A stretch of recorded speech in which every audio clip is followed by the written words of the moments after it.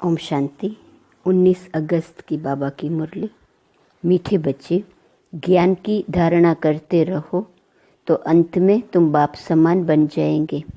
बाप की सारी ताकत तुम हजम कर लेंगे। प्रश्न: किन 2 शब्दों की स्मृति से स्वदर्शन चक्रधारी बन सकते हो? उत्तर: उत्थान और पतन, सतोप्रधान और तमोप्रधान, शिवालय और वैश्यालय। यह 2 बातें स्मृति में रहे तो तुम स्वदर्शन चक्रधारी बन जाएंगे। तुम बच्चे अभी ज्ञान को यथार्थ रीति जानते हो। भक्ति में ज्ञान नहीं है, सिर्फ दिल खुश करने की बातें करते रहते हैं। भक्ति मार्ग है ही दिल खुश करने का मार्ग। ओम शांति। मीठे मीठे रूहानी बच्चों प्रति बाप बैठ समझाते हैं। अब तुम बच्चों के लिए बाप कहते हैं, तुम कितने ऊंच थे। उत्थान और पतन का यह खेल है। तुम्हारी बुद्धि में अब है कि हम कितने उत्तम और पवित्र थे, अब कितने नीच बने हैं। देवी देवताओं के आगे तुम ही जाकर कहते हो आप ऊंच हो, हम नीच हैं। पहले पहले यह पता नहीं था कि हम ही ऊंच ते ऊंच और नीच बनते हैं। अभी बाप तुमको बताते हैं, मीठे मीठे बच्चे, तुम कितने ऊंच पवित्र थे, फिर कितने अपवित्र बने हो। पवित्र को ऊंच कहा जाता है, उसको कहा जाता है वाइसलेस वर्ल्ड। वहाँ तुम्हारा राज्य था जो फिर अब स्थापन कर रहे हैं। बाप सिर्फ इशारा देते हैं कि तुम बहुत उत्तम शिवालय सतयुग के निवासी थे। फिर जन्म लेते लेते आधा में तुम विकार में गिरे तो पतित विशेष बने, आधा कल्प विशेष रहे। अब फिर तुमको वाइसलेस सतो प्रधान बनना है। 2 अक्षर याद करना है। अभी यह है तमो प्रधान दुनिया, सतो प्रधान दुनिया की निशानी यह लक्ष्मी नारायण है। 5000 वर्ष की बात है। सतो प्रधान भारत में राज्य था। भारत बहुत उत्तम था, अभी कनिष्ठ है। वाइसलेस से विशेष बनने में तुमको 84 जन्म लगे। बल वहाँ भी थोड़ी थोड़ी कला कमती होती जाती है, परंतु कहेंगे तो संपूर्ण निर्विकारी न, एकदम संपूर्ण निर्विकारी श्री कृष्ण को कहेंगे। वह गोरा था, अब सांवरा बन गया है। तुम यहाँ बैठे हो तो बुद्धि में रहना चाहिए कि हम शिवालय में विश्व के मालिक थे, दूसरा कोई धर्म ही नहीं, सिर्फ हमारा ही राज्य था। फिर 2 कला कम हुई, जरा जरा कला कम होते त्रेता में 2 कला कम हो गई। पीछे विशेष बनते हैं और गिरते गिरते छीछी बन जाते हैं। इसको कहा जाता है विशेष वर्ल्ड। विषय वैतरणी नदी में गोते खाते रहते हैं, वहाँ क्षीर सागर में रहते थे। तुम सारे वर्ल्ड की हिस्ट्री जियोग्राफी को, अपने 84 जन्मों की कहानी को भी समझ गए हो। हम वाइसलेस थे, इनके राज्य में थे पवित्र राजाई थी, उसको कहेंगे फुल स्वर्ग। फिर त्रेता में सेमी स्वर्ग। यह बुद्धि में तो है न। बाप ही आकर सृष्टि के आदि मध्य अंत का राज समझाते हैं। मध्य में ही रावण आया है, फिर अंत में इस विशेष दुनिया का विनाश होगा। फिर आदि में जाने के लिए पवित्र बनना है। अपने को आत्मा समझ मामेकम याद करो, अपने को देह नहीं समझो। तुमने भक्ति मार्ग में वायदा किया था, बाबा आप आएंगे तो हम आपका ही बनेंगे। आत्मा बाप से बात करती है। श्री कृष्ण कोई सर्व आत्माओं का बाप थोड़े ही था। आत्माओं का बाप निराकार शिव बाबा एक ही है। उस हद के बाप से हद का वर्षा, बेहद के बाप से बेहद का वर्षा भारत को मिलता है। इसलिए सतयुग को कहा जाता है शिवालय। शिव बाबा ने आकर देवी देवता धर्म की स्थापना की। यह तो सदैव याद रखना चाहिए। खुशी की बात है ना। अभी हम फिर शिवालय में जाते हैं। कोई मरता है तो कहेंगे स्वर्ग गया, परंतु ऐसे कभी कोई जाता नहीं। यह सब भक्ति मार्ग के गपोड़े हैं, दिल खुश करने के लिए। सच सच हेवन में तो अभी तुम जाने वाले हो। वहाँ कोई रोग आदि होते नहीं, तुम सदैव हर्षित रहते हो। तो बाप कितना सहज करके छोटे छोटे बच्चों को जैसे बैठ समझाते हैं, बल बाहर में कहाँ भी रहते तुम पद पा सकते हो। इसमें पवित्रता तो पहले मुख्य है। खान पान शुद्ध हो। देवताओं के आगे कभी सिगरेट बीड़ी आदि का भोग लगाते हो क्या? ग्रंथ के आगे कभी अंडे व बीड़ी आदि का भोग रखा है? ग्रंथ को समझते हैं यह जैसे गुरु गोविंद का शरीर है। ग्रंथ को इतना मान देते हैं यह गुरु की जैसे देह है, ऐसे सिख लोग समझते हैं। परंतु गुरु नानक ने थोड़े बैठ ग्रंथ लिखा है। नानक ने तो अवतार लिया, सिख लोगों की वृद्धि हुई, बाद में वह ग्रंथ आदि लिखे हैं। एक के बाद फिर सिख धर्म में आते गए हैं। पहले तो ग्रंथ भी इतना छोटा हाथ का लिखा हुआ था। अब गीता के लिए समझते हैं यह श्री कृष्ण का रूप है। ऐसे मानो जैसे नानक का ग्रंथ वैसे श्री कृष्ण की गीता गाई हुई है। श्री कृष्ण भगवानुवाच ही कहते रहते हैं। इसको कहा जाता है अज्ञान। ज्ञान तो एक परमपिता परमात्मा में ही है। गीता से ही सद्गति होती है। वह ज्ञान तो बाप के पास ही है। ज्ञान से दिन, भक्ति से रात होती है। अब बाप कहते हैं आत्मा को पवित्र बनाना है, उसके लिए मेहनत करनी पड़े। माया के तूफान ऐसे जबरदस्त आते हैं जो ज्ञान एकदम उड़ जाता है, किसको बोल भी ना सके। पहला काम विकार ही बहुत तंग करता है, उसमें ही टाइम लगता है तो 1 सेकंड में जीवन मुक्ति की बात। बच्चा पैदा हुआ और मालिक बना। तुमने पहचाना शिव बाबा आया हुआ है और वर्षे के हकदार बने। गीता भी शिव बाबा ने ही गाई थी। उसने ही कहा है मामेकम याद करो। मैं इस साधारण तन में आता हूँ। श्री कृष्ण साधारण थोड़े ही हैं।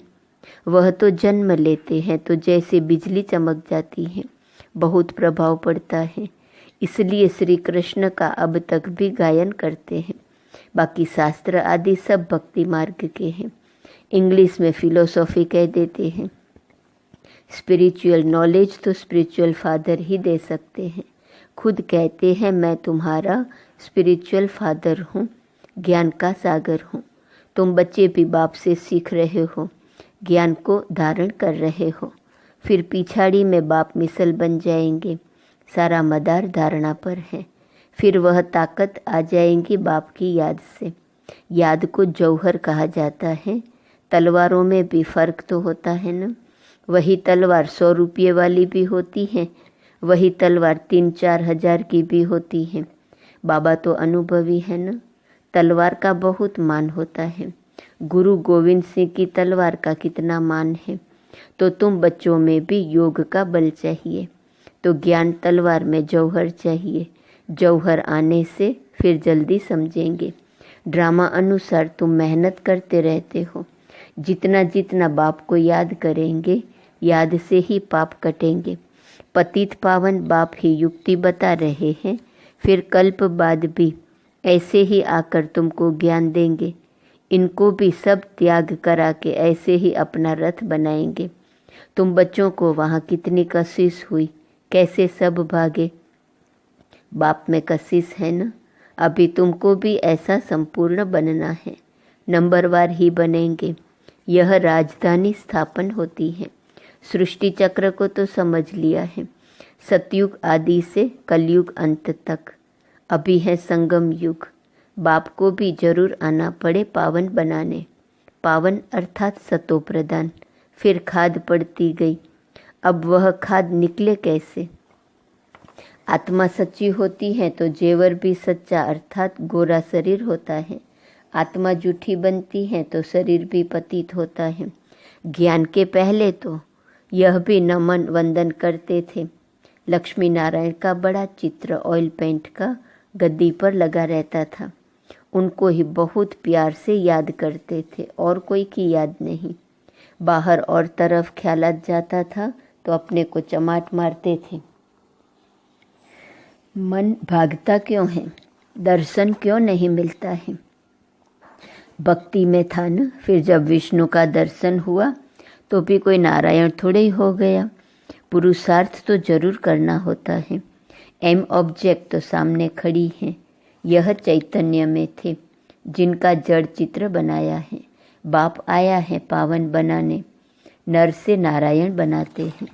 तुम भी उन्हों की राजधानी में थे, फिर ऐसा बनने का पुरुषार्थ करते हो तो अच्छी रीति फॉलो करना चाहिए। ब्रह्मा को देवता थोड़े ही कहा जाता है, विष्णु देवता ठीक है, मनुष्यों को तो कुछ पता नहीं। कहते हैं गुरु ब्रह्मा गुरु विष्णु। अब विष्णु गुरु किसका हुआ? सबको गुरु कहते रहते हैं। शिव परमात्मा नमः, उनको गुरु उनको परमात्मा कह देते हैं। सबसे बड़ा तो बाप है न, उनसे हम ये सीख रहे हैं औरों को सिखलाने के लिए। सतगुरु जो तुमको समझाते हैं वह तुम औरों को समझाते हो। गुरु को ऐसे नहीं कहेंगे कि ये बाप हैं, टीचर हैं, नहीं तो ये सारी नॉलेज तुम्हारी बुद्धि में होनी चाहिए। हम शिवालय में थे, अभी वैश्यालय में पड़े हैं, फिर अब शिवालय में जाना है। भल कहते हैं ब्रह्म में लीन हो गया, ज्योति ज्योत समाया, परंतु आत्मा तो अविनाशी है। हर एक में अपना अपना पार्ट भरा हुआ है। सब एक्टर्स हैं, उनको अपना पार्ट बजाना ही है, वह कभी मिट नहीं सकता। जो भी सारी दुनिया की आत्माएं हैं उनको पार्ट बजाना है। जैसे कि नए सिर शूटिंग होती जाती है, परंतु यह अनादि शूटिंग हुई पड़ी है। यह वर्ल्ड की हिस्ट्री ज्योग्राफी रिपीट होती रहती है। यह वंडरफुल सितारा है जो प्रकृति के बीच चमकता है, कभी गिरता ही नहीं। यह ज्ञान तुम्हारे में आगे नहीं था। वंडर ऑफ वर्ल्ड, हेवन अथवा स्वर्ग नाम सुनकर दिल खुश होता है। अभी तो सतयुग है नहीं, अभी है कलयुग, तो पुनर्जन्म भी कलयुग में ही लेंगे। जाना तो सबको जरूर है, परंतु पतित आत्माएं तो जा न सके। अभी तुम बच्चे पावन बनते हो योग बल से। पावन दुनिया गॉडफादर ही स्थापन करते हैं, फिर रावण हेल बनाते हैं। यह तो प्रत्यक्ष है न, रावण को जलाते हैं न। मनुष्य तो कहते हैं यह अनादि चला आता है, परंतु कब से शुरू होता यह भी किसको पता नहीं है। आधा आधा तो कर न सके, क्योंकि लाखों वर्ष कह देते हैं। कलयुग को फिर 40,000 वर्ष कह देते हैं। तो मनुष्य घोर अंधियारे में है न। अज्ञान नींद से जागना बड़ा मुश्किल है, जागते ही नहीं हैं। अभी है संगम युग, जबकि बाप आकर पावन बनने की युक्ति बताते हैं। तुम पावन होंगे तो पावन दुनिया स्थापन हो ही जाएंगी, यह पतित दुनिया ही खलास हो जाएंगी। अभी कितनी बड़ी दुनिया है, सतयुग में तो बहुत छोटी दुनिया हो जाएंगी। अब माया पर जीत पाकर पावन जरूर बनना है। बाप कहते हैं माया बड़ी दुस्तर है, पावन बनने में ही अनेक प्रकार के विघ्न डालती है। पवित्र बनने की हिम्मत रखते हैं, फिर माया आकर क्या हाल बना देती है।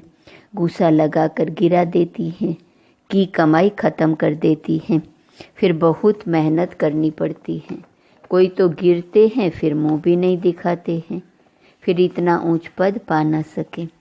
पुरुषार्थ पूरा होना चाहिए, फेल नहीं होना चाहिए। इसलिए कोई गंधर्वी विवाह भी करके दिखाते हैं। सन्यासी लोग कहते शादी की और पवित्र रहे, यह तो इम्पॉसिबल है। बाप कहते हैं पॉसिबल है, क्योंकि प्राप्ति बहुत है। यह अंतिम एक जन्म तुम पवित्र बनेंगे तो तुमको स्वर्ग की बादशाही मिलेंगी। क्या इतनी बड़ी प्राप्ति के लिए तुम एक जन्म पवित्र नहीं रह सकते हो? कहते हैं बाबा हम जरूर रहेंगे। सिख लोग भी पवित्रता का कंगन डालते हैं। यहाँ कोई धागा आदि बांधने की दरकार नहीं, यह तो बुद्धि की बात है। बाप कहते हैं मामेकम याद करो। बच्चियां बहुतों को सुनाती हैं, परंतु बड़े आदमियों की बुद्धि में बैठता थोड़े ही है। बाप कहते हैं पहले उनको अच्छी रीति से समझाओ। यह सब प्रजापिता ब्रह्मा की औलाद हैं। शिव बाबा से वर्षा मिल रहा है, पतित से पावन बनना है। अब बाप कहते हैं मामेकम याद करो। ऐसा तो कोई कह ना सके। पहले तो उनकी बुद्धि में बिठाना है। भारत वाइसलेस था, अभी विशेष है, फिर वाइसलेस कैसे बनेगा? भगवानुवाच मामेकम याद करो। बस इतना कहे तो भी अहोभाग्य, परंतु इतना भी कह नहीं सकेंगे, भूल जाएंगे। बाबा ने समझाया था, उद्घाटन तो बाप ने कर दिया है। बाकी तुम निमित्त कर रहे हो। फाउंडेशन लगा दिया है, बाकी अब सर्विस स्टेशन का उद्घाटन होता है। यह तो गीता की ही बात है। गीता में भी है, हे बच्चों तुम काम पर जीत पहनो तो ऐसे जगत जीत बनेंगे 21 जन्मों के लिए। बल खुद न बने औरों को तो समझाएं। ऐसे भी बहुत हैं, औरों को उठाकर खुद गिर पड़ते हैं। काम महाशत्रु है, एकदम गटर में गिरा देता है। जो बच्चे काम पर जीत पाते हैं वही जगत जीत बनते हैं। अच्छा, मीठे मीठे सिकिलदे बच्चों प्रति माता पिता बाप दादा का याद प्यार और गुड मॉर्निंग। रूहानी बाप की रूहानी बच्चों को नमस्ते। रूहानी बच्चों की रूहानी बाप को नमस्ते नमस्ते नमस्ते। धारणा के लिए मुख्य सार। पहली पॉइंट, इस अंतिम जन्म में सर्व प्राप्तियों को सामने रख पावन बनकर दिखाना है। माया के विघ्नों से हार नहीं खानी है। दूसरा, एम ऑब्जेक्ट को सामने रख पूरा पुरुषार्थ करना है। जैसे ब्रह्मा बाप पुरुषार्थ कर नर से नारायण बनते हैं, ऐसे फॉलो कर गद्दी नसीन बनना है। आत्मा को सतो प्रधान बनाने की मेहनत करनी है। वरदान, अधिकारी बन समस्याओं को खेल खेल में पार करने वाले हीरो पाठधारी भव। चाहे कैसी भी परिस्थितियां हो, समस्याएं हो, लेकिन समस्याओं के अधीन नहीं। अधिकारी बन समस्याओं को ऐसे पार कर लो जैसे खेल खेल में पार कर रहे हैं। चाहे बाहर से रोने का भी पार्ट हो, लेकिन अंदर हो कि यह सब खेल है, जिसको कहते हैं ड्रामा। और ड्रामा के हम हीरो पार्टदारी हैं। हीरो पार्टदारी अर्थात एक्यूरेट पार्ट बजाने वाले। इसलिए कड़ी समस्या को भी खेल समझ हल्का बना दो, कोई भी बोझ न हो। स्लोगन, सदा ज्ञान के सिमरण में रहो तो सदा हर्षित रहेंगे, माया की आकर्षण से बच जाएंगे। आज का स्वमन, मैं बाप के प्यार में सदा न्योछावर हूँ। अव्यक्त इशारे की पॉइंट 19 अगस्त, पवित्रता की सच्ची राखी बांधना अर्थात संकल्प रूप से भी पांचों विकारों पर विजयी बनना। व्यर्थ संकल्प क्रोध भी पैदा करता है, तो काम अर्थात किसी आत्मा के प्रति अगर व्यर्थ दृष्टि भी जाती है तो उस समय पवित्रता नहीं मानी जाएंगी। तो सभी व्यर्थ संकल्प बाप के प्यार के पीछे न्योछावर कर दो, तब विजय माला का मणका बन सकेंगे। ओम शांति।